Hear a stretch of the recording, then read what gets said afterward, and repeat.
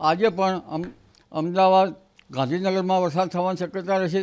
ઉપરાંત કેટલાક મધ્ય ગુજરાતના ભાગોમાં અને સૌરાષ્ટ્રના છૂટાછવાયા ભાગોમાં તેમજ લગભગ ઉત્તર ગુજરાત અને કચ્છના ભાગોમાં છૂટાછવાયા ભાગોમાં વરસાદ થવાની શક્યતા રહેશે.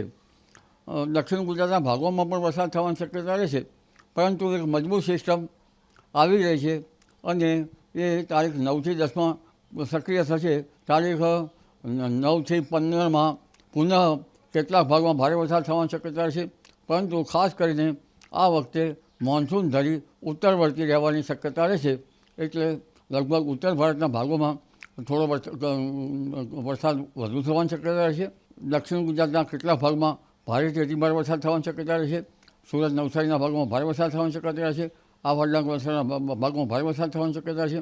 હવે મુંબઈ મહારાષ્ટ્રમાં વરસાદ સક્રિય થશે, જેના કારણે લગભગ તેનું વહન છે દક્ષિણ ગુજરાત સુધીમાં આવવાની શક્યતા રહેશે.